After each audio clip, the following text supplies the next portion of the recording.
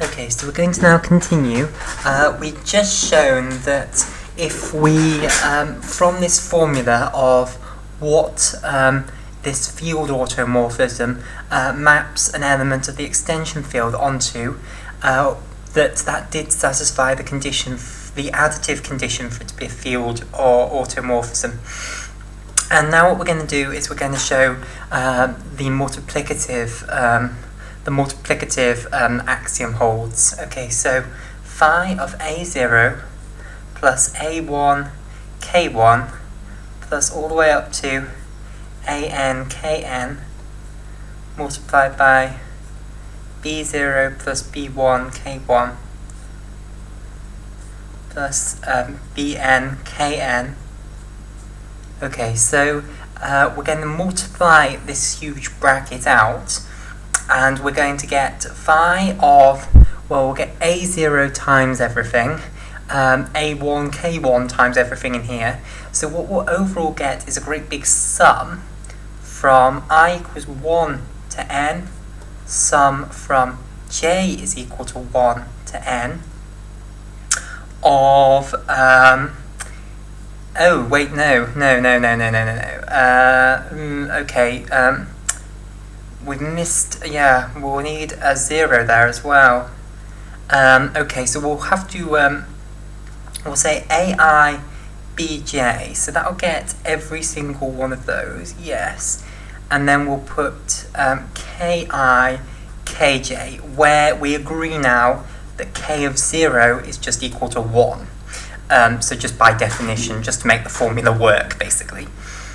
So there's our great big thing multiplied out, and hopefully you can see that what we're doing is we're saying that I equal every single value from 0 to n, so that'll give you every single one of these, and for every single one of those, multiply it by, so you'll have your k whatever it is, and multiply it by every single value of this and add them all together. So that gives you each one of those and it adds them all together.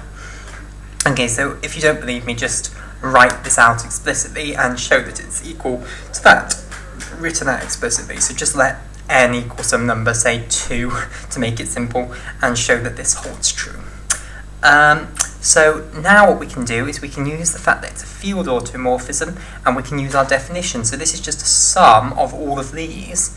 So we can split this into the sum from I is equal to 0 to n, the sum from j is equal to 0 to n, of ai bj, and then phi of this bit here, ki kj. And then we can split that up further into phi of ki kj, phi of kj. Okay, and now if we now say, so in this case it's going to be easier now to say, if we take it from the other side, so what we're trying to prove is that this thing is equal to phi of this thing multiplied by phi of this thing. So let's work out what phi of a0 plus a1 k1 plus all the way up to an kn multiplied by phi of b0 plus b1 k1 plus all the way up to bn kn is. And then basically we're going to say we want them to equal one another. What condition does that give us? Okay, so if we take phi of these two things, we get a0 plus a1 phi of k1, just by the formula that we've now used to, plus an phi of kn, and we multiply that by b0 plus b1 phi of k1 all the way up to bn, not hn, bn phi of kn. And then if we multiply this huge thing out, oh wait a second, I've made a mistake here. Yes, we don't know that that is equal to that yet. Get rid of that. We didn't know that that was equal to that. We just said that phi of each of these two things was, yeah, we didn't know that at all yet. So get rid of that. So if we multiply this thing out at the bottom here, I'll show you that that is the condition, in fact, that is true, that it's a field automorphism with respect to the mappings of each of the ki's and kj's. So if you multiply this out, it's going to give you the sum from I is equal to 0 to n, the sum from j is equal to 0 to n of ai bj phi of ki phi of kj. Where again you just agree that phi of k0 is 1. And basically there is your condition. If phi of ki phi of kj is equal to phi of ki kj, i.e. if the condition that if you multiply any two of the basis elements together and take the mapping of then that's equal to the map what each of the basis elements individually into its new element and compose them together. If that holds, then you're in business. You have a field automorphism.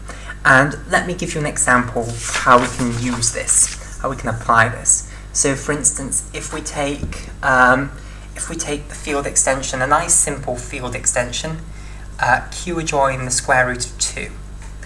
Well, that's the set a0 plus a1 the square root of 2, where a0 and a1 are both elements of the rational numbers.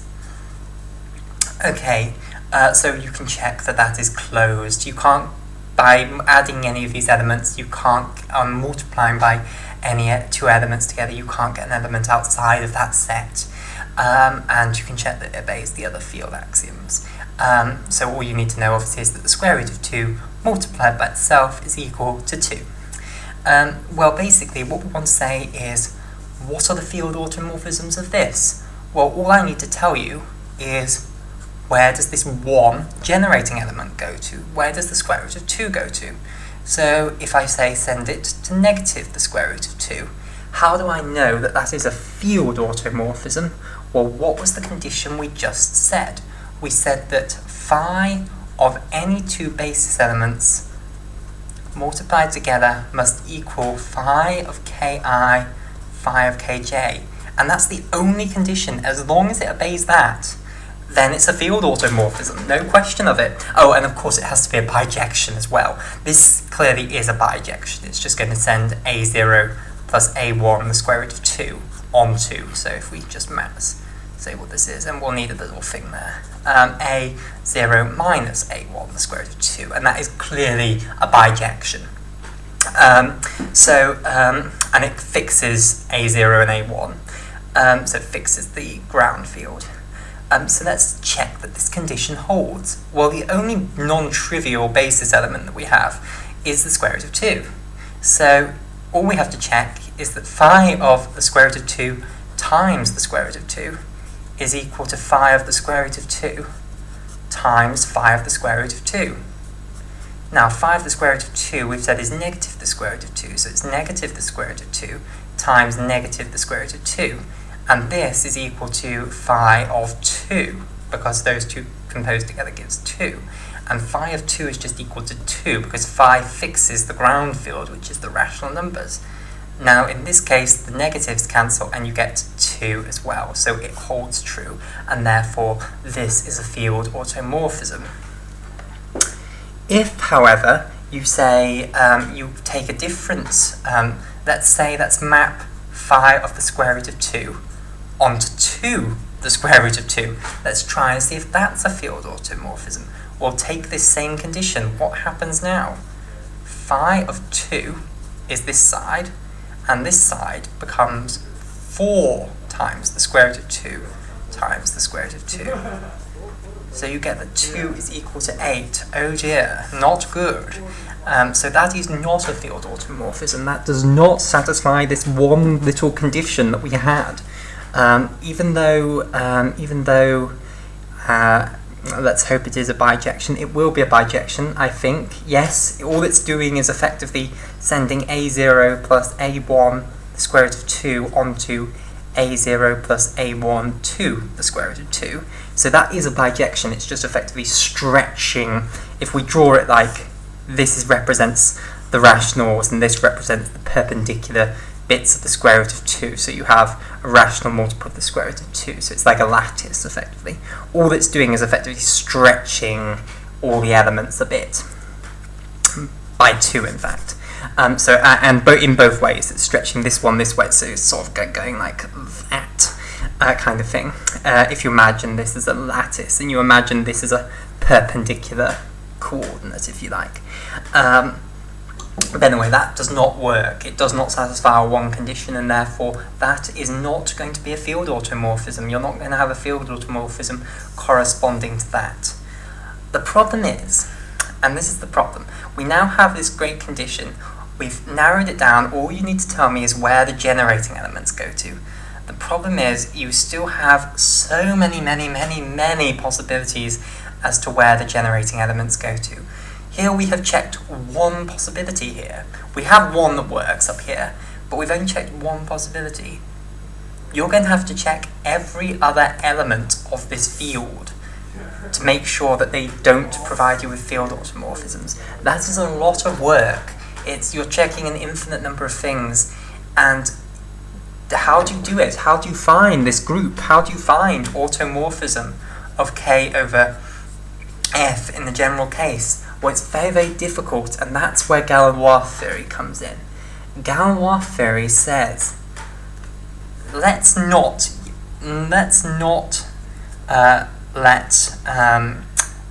let K be an arbitrary field extension anymore.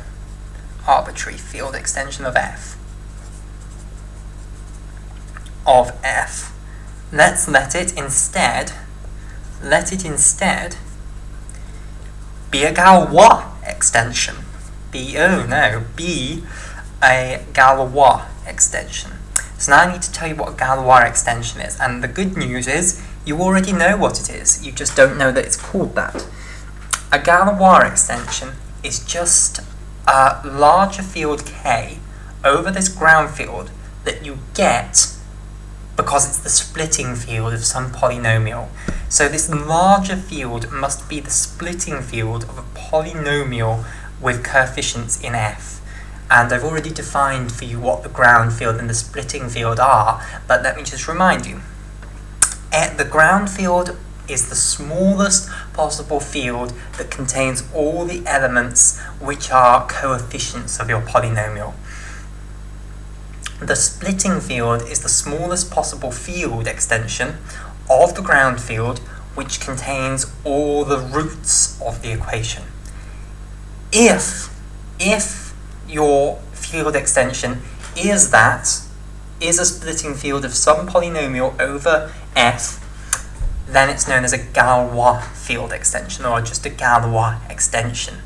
And if your field extension has this property, then it is very easy to find this group. Well, not very easy, but it's far easier. You only have to check a finite number of possibilities. You don't have to check an infinite number of possibilities.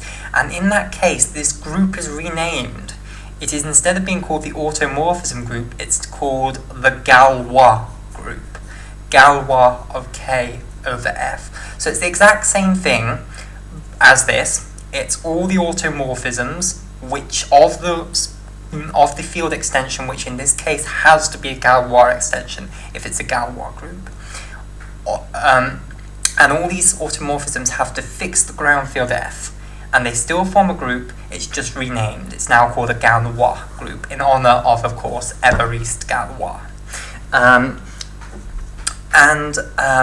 Basically, what I want to show you now is why this task of you tell me. What we had agreed is all you need to tell me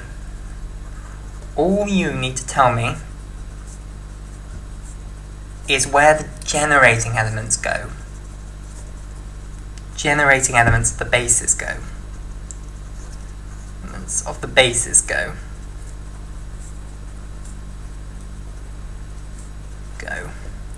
The problem was that you have to check an infinite number of possibilities. You have to check an infinite number of possibilities. of possibilities. The genius of this is now K is equal to so this splitting field is equal to F, the ground field, adjoin the roots of the polynomial. So we'll call these alpha. These are the roots of the polynomial. So we have some polynomial which is an element of the ring of polynomials with coefficients in the field F. So it's something along the lines of, better not use B because I've used those quite a bit, Cn xn plus Cn minus 1 x to the n minus 1 all the way down to plus C1 x1 plus C0. So it's some polynomial of this form, and you have this many roots by the fundamental theorem of algebra. So these are the roots of this polynomial, and you might not need all of them to generate the field. You know, some of these might be a bit degenerate. You might be able to get one, and in fact you will be able to get one in terms of the others, because they will be related by field operations. So as soon as you have a certain number of them, you will automatically have the rest. So you might not need to add all of them in, because the others will come anyway. But the point is that you don't need to add anything else beyond these roots to get your final field extension in which the polynomial splits, because that fundamentally is the definition of the splitting field. The splitting field is exactly this field adjoin all the roots. It's the smallest possible field in which contains all of these roots, which is the definition of adjoining on an element. It's the smallest possible field that contains that element. Okay, so why is that genius? Because now all you need to tell me, and I'll get another piece of paper. Now, all you need to tell me, is where the roots of the polynomial are mapped onto,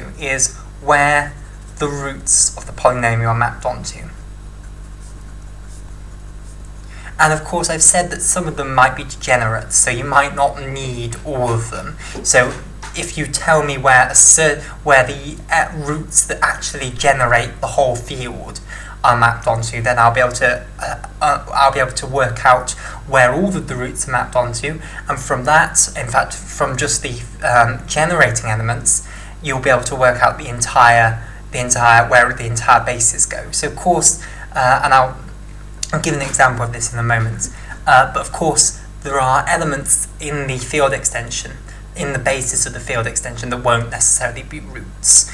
So I'll show that now. So now all you need to tell me is where the roots of the polynomial go to, and I can work out where the entire basis go. Work out where the entire basis goes. So let me show you with the second simplest example, bar a quadratic. Because a quadratic doesn't really show you quite what you need to see. So we're going to use it by quadratic. So we're going to get something like x squared minus 2 times x squared minus 3. So if we multiply that out, it gives a polynomial of the form minus 2 minus 3 minus 5x squared plus 6. So this is our polynomial here. And it does split. It is reducible in the ground field, which is the rational numbers.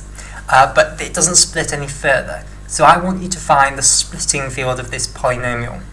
So clearly what we need to do is, well, the roots of this polynomial are, so let's call them alpha 1 can be the square root of 2, alpha 2 can be the negative of the square root of 2, alpha 3 can be the square root of 3, and alpha 4 can be negative the square root of 3. Okay, so if we adjoin on all of those elements, now this is what I mean by some of them being degenerate. Do I need to adjoin on the square root of 2, negative the square root of 2, the square root of 3, and negative the square root of 3? Of course the answer is no. As soon as you adjoin on the square root of 2, so if we just adjoin on the square root of 2, what we get is we get all elements of the form a0 plus a1 the square root of 2, where ai is an element of the rational numbers. So instantly, in this, if I just let a0 equal 0, and I let a1 equal negative 1, you've got negative the square root of 2 in there. You don't need to add on the negative of the square root of 2. So, similarly, you don't need to add on this negative of the square root of 3. So what we do need to add on are 2 of the roots, because the other ones we get automatically. So we need to add on those 2. And if we do this, well, the first thing, we can see this. You can view this if you like. It might help you a bit as q adjoin the square root of 2. So that's a field, and then you're going to adjoin on the square root of 3. That helps me see it, because otherwise you might miss off one element. So then you can view it as a0 plus a1 the square root of 2 multiplied by nothing, plus a2 plus a3 the square root of 2 multiplied by the square root of 3. And that kind of helps you, because you might have missed off this term where you've got the square root of 2 times the square root of 3 if you hadn't done that. And then if we multiply that all out, you get a0 plus a1 the square root of 2 plus a2 square root of 3 plus a3 the square root of 2 multiplied by the square root of 3. So that's our final field, our splitting field of this polynomial. So this is now the basis. You've got the square root of 2, the square root of 3, and the square root of 2 times the square root of 3. And from this example, you can see that this element of the basis is not a root, but it is generated by the roots which generate the which generate the splitting field, generated by the roots. Indeed, the square root of 2 times the square root of 3, and now we're viewing this as a symbol, is equal to the square root of 2, another symbol, times the square root of 3. So it's equal to this symbol times this symbol makes this symbol. So that seems a bit trivial, but it is actually important to understand the difference there. So this is not a root. That's what I was talking about when I said there will be elements in the basis that are not roots, but are generated by the roots. And in general, basically what you'll have is you'll have something like a0 plus a1 times your roots. So we have alpha 1 plus a2, alpha 2, plus onwards for a little bit. So we might go to am, alpha, we said it was n, didn't we? So we'll go to an, alpha n, but then we'll go on and we'll have more basis elements which you generate by, say, multiplying 2 roots together, and you get a new element. And all of those are going to have to be in the field. So every possible thing that you can achieve by doing field operations to the roots will be in the field, basically. So you'll have, going on an plus 1, k, we'll call it n plus 1 as well, and then onwards all the way up to maybe am, kn. So you'll have something along those lines. And basically, as soon as you tell me where the roots go, I know everything. And I'm not saying anything new. All I'm saying is basically, just as we had in the arbitrary field extension, we said that if you tell me where the generators of the basis go, I know where all the basis elements go. This is just in the same context. Here, the roots are the generators, and if you tell me where the roots go, I can tell you where the rest of the basis goes. What's different now is the problem in the other one, and the condition will be the same. The condition will be that if it's a field automorphism, then this has to hold true. The difference now, because the problem in the last one was that basically if we have phi of ki, it could be arbitrary. You could send it onto whatever you wanted as long as it was in the field, and as long as the mapping was over all the bijection. And were we going to check for every single possible combination you could come up with that this was true? You couldn't possibly check. You could do millions and millions, but you've still got an infinite number to go. You're not getting very far. But now all I need to tell you is where phi of the roots go to. And what have we spent so long developing? We have developed this theory about where does the phi of a root go to? it has to go onto another root. So bingo, we have put a huge limit on the number of things you can map this onto. It's now finite. It can only go to another n elements. You can map it onto n different elements, and then of course you can map the other one onto n different elements. So potentially you have n factorial different combinations that you have to check, but that is finite. So in principle you can go through every single permutation of the roots, and I'm going to write this down. Look at every single permutation of the roots. Permutation of the roots. Permutation of the roots. The roots. Which is the group Sn, where n is the degree of the polynomial.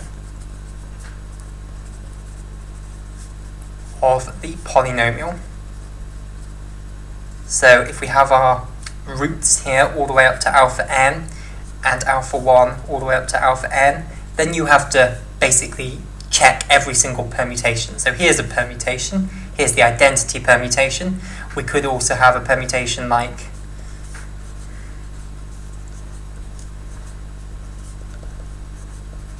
that swaps those two and keeps everything else constant. You have every single possible permutation that you have to check. There are n factorial of them, but that is finite, is the important thing, finite.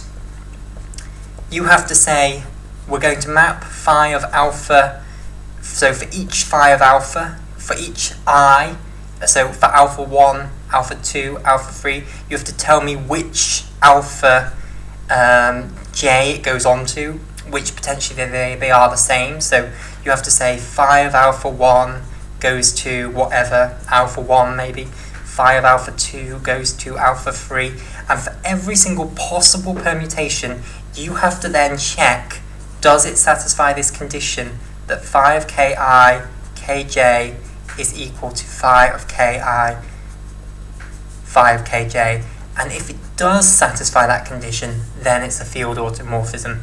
Now that might seem like a lot of work, and it is, but it's doable. In principle, you can check every single one of these permutations of the roots, and you can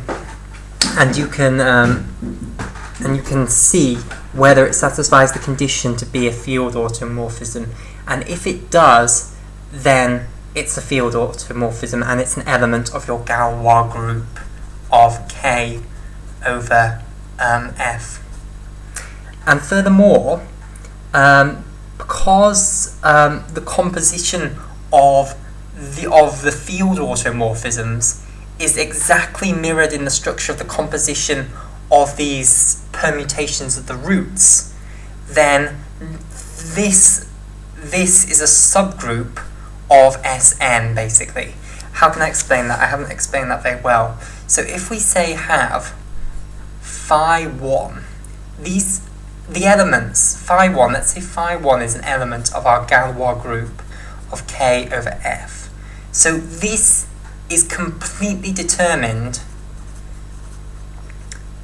by which permutation of the roots it represents.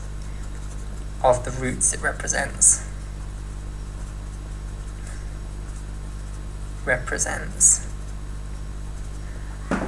And if you compose phi of 2, and you first do phi of 1 and then you do phi of 2, then this will also correspond to a permutation of the roots. And it will correspond to the exact same permutation of the roots as if you viewed this as an element of Sn, and you viewed this as an element of Sn, and you compose them together in Sn. So effectively, this is isomorphic to a subgroup of Sn, and that is very, very stunning. And this concept of if a field extension is a Galois extension of a field, then suddenly we can actually find this group, this automorphism group, which is now called the Galois group, is very, very important and is one of the most important applications of Galois theory.